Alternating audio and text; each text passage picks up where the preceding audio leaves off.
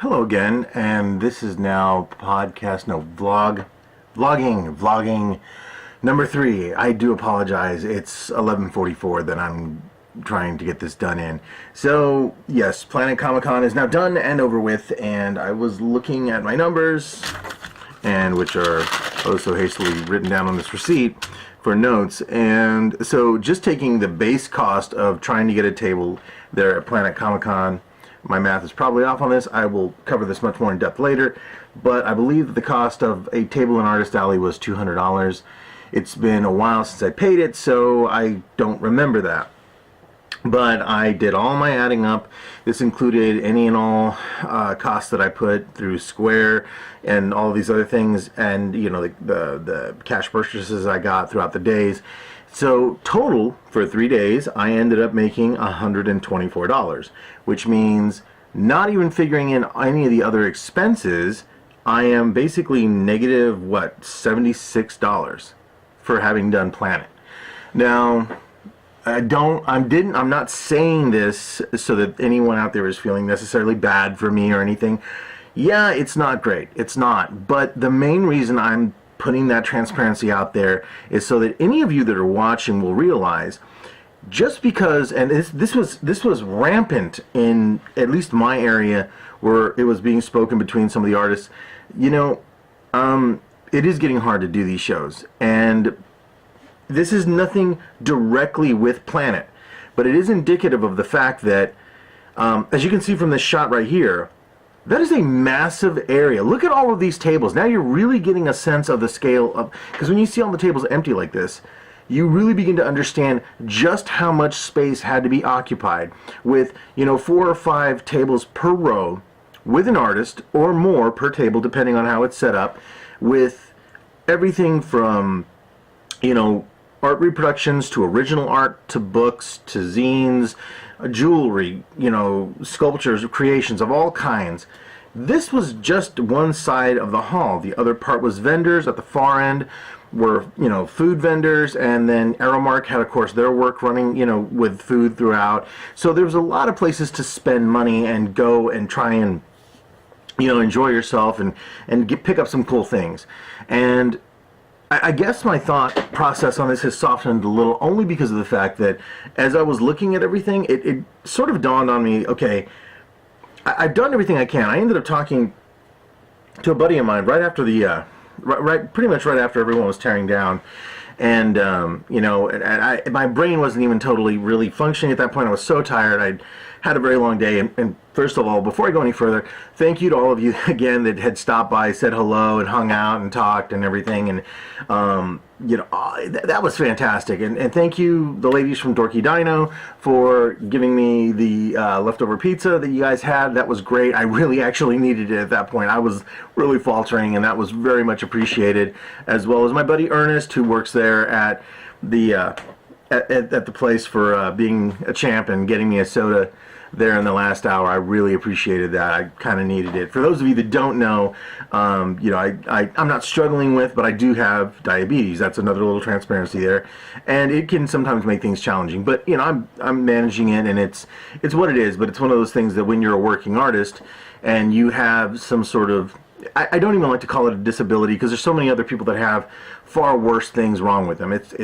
I call it basically a condition that I have to deal with, and it's not impairing or anything else like that, but it's just a reality I live with. And when you don't have health care, and when you don't really have anything like that, it can really bug you down. So anyway, getting back to the matter at hand, I got to thinking about the whole thing, and as I was talking to different people, it was one of those things where, of course you get down on yourself. And for any of you out there that have done Artist Alley, you do start to get down on yourself. You're like, crap, do I suck? Am I just not able to make ends meet because people don't like what I have? Have I oversaturated the market? This sort of thing, that, whatever. And I thought to myself, there was a gainful amount of people, quite a few, that came out to the show. Now, I know that, Planet never releases its numbers, but, to fill something the size of Bartle Hall with a fair amount of people is no small feat. Now, I guess where I kind of begin to falter a little bit on this is it too much? And I say that because, I did walk around for a while when I had the opportunity, especially when Jason Momoa was there, and there were seas of people. Now, many of them were there to see the media guests. This is true, and that's fine, and I said that before. Everybody is more than welcome to spend whatever money they earn and have on whatever they want. I am not the kind of person to judge that. Not really. And it doesn't mean I'm not a little bit embittered by it, but the thing is that, at its heart, a comic show should be about the comics. Yes, it's great that you have these media stars, but honestly, why is it not the other way around, where the comic creators are more featured and that sort of thing? And I'm not just talking about big names like at shows where you'll have the names like Jim Lee and stuff like that showing up. It's like, well, what about all these other people trying to actually carve a niche out so that things aren't always the same old stories and characters being told over and over again? But I digress. I'm sorry. So the point was that as I got to speaking to people, a couple of things were quite evident. Not everybody had really been that happy, and this is, I'm not going to name any names or anything because a lot of this was in confidence, but people I'd spoken to, some were okay with what they'd earned this weekend, and then some were, really surprised. Like, okay, for a crowd this size, I thought I would have made more. But the truth is that when you start to look at the size of how many artists were in there, how many vendors were in there, how much money can you really spend? I mean, okay, so here, again, breaking it down from what I said previously, if you're paying a certain amount of money to get in, you're paying for food while you're there and that sort of thing, chances are you're probably going to walk around, you're going to take in everything you can, and at some point you're going to get eye fatigue. You're going to get worn down. You're not really going to be paying too much attention to some things after a while, because there's going to be a few artists you really want to go find, maybe some people you want to talk to, get pictures from, get whatever you're going to do. And even if you maybe know some people, and like everyone that was really wonderful and kind enough to stop by and hang out for me, that was definitely very, very, very cool. But I did wonder why other people weren't coming by. Like, what was I not doing right? Now, I know my friend Roz had discovered this. If you looked online and if you looked on, I think, the app, my booth number was correct. It was 1440. But if you looked in the printed book, and now somebody correct me if I'm wrong on this, I think I was showing up as like booth 2000 something. I was in the completely wrong area, listed under the Artisan Rogue. And that wasn't wonderful to find out. Now, I didn't end up hearing from anyone that was what happened, that they just couldn't find me for this reason or another. But what did end up happening was, in my mind, I'm thinking, okay, well, if they couldn't find me and they didn't really know where else to look or what to do, then they've got all these other things to preoccupy themselves with, yeah, that's probably a lost sale in there. I will say that these YouTube videos have already started to work for me, so I was hoping, because I'm getting a couple more subscribers and a few more people showed up and said, hey, I saw your video, that was really pretty cool, I hope you do more of these. So yes, I'm still going to do more of these, and thank you for the kind words from those of you that did stop by quickly and tell me that. So that's all wonderful, but it's not an easy thing to say, but it just reinforces more and more the fact that I really want to take time off. I am looking forward to doing NakaCon, but NakaCon has always been a different sort of animal for me, and the fact that I enjoy that show more and on certain years I make quite a bit of money, on certain years I don't. And regardless of that, I enjoy going to the show because it's well run, it's smaller, it's a little more compact, and I get a chance to just hang out and really enjoy myself at that show. And it's not to say that I didn't enjoy myself at Planet. I did. It was phenomenally fun talking to people. I made some new friends. I picked up some great art, and I'll show that to you guys later at a different time. I'm really trying to keep these around the 10 to 15 minute mark. So, but as the night progressed and I was tearing down and everything else like that, which you can see right here. After all that, I ended up going out with a couple of my friends, Ben and Kristen from Brass Engine Productions, and there was some conversations about other things, but I marveled over the fact that I finally, after a long time of saying no, I'm tired and all, I finally managed to get out with them, and it was great, and I really appreciated it because that there kind of fired me back up. It made me feel good about, like, oh, okay, well, I know what I want to do and what I need to do, and it was nice, and that really came from just listening to the conversation there, and it was really nice to to have a moment just to breathe and kind of, not wallow, but kind of look back at, what it was to do this show. And yes, is it disappointing that I had invested $200 and only made a return of 124? Therefore, I was technically in the negative, $75, but I was already in the negative. So if you think about it, and you think about like the hours I put into making Ardor issue 0 and the other artwork and all these other things and preparing and setting up and all this other stuff, from a labor perspective, I'm far more in the red. So it really comes down to the fact of like, well, how do I want to approach this? And I did end up having some great conversations with other people on, marketing and other things I could do to kind of reinvigorate my brand and push out there further and harder. And the good thing is this will be a nice learning experience for me. I'm trying to take the most positive aspect from this and develop something much better and hopefully more progressive. So, because it doesn't do any good to dwell on the negative aspect of it. I could sit here, I could bitch and moan, I could whine about it, but to what extent, It just makes sense. And I will say this, I don't believe I'll be doing Planet again. And I know that sounds harsh. I know that sounds pretty dismissive and it sounds like I'm giving up. It's not that. I have seen my sales declining for the last few years. Now, whether or not that is myself not integrating into a workflow or executing enough stuff to get out there and be, driving sales that way, or maybe I just never took the steps to do an interactive approach like this. Now, it will be interesting considering that I started this on Planet Comicon. Okay, so next year's dates are thereabouts in the same zone, I think.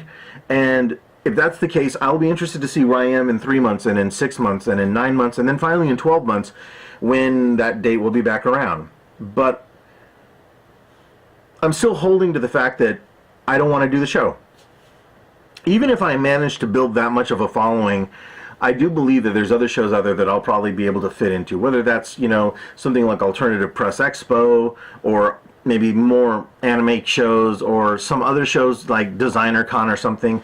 Maybe there's something else out there that I can flow into, because I'm beginning to realize, and this is just my advice to you, those of you out there trying to do shows.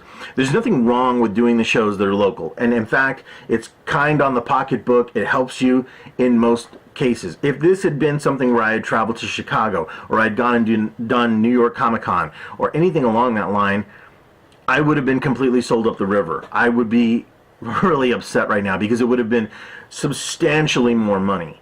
Now, from a business standpoint, I still am being fairly critical upon myself, and I'm thinking, okay, I didn't really do what I needed to do to get this done.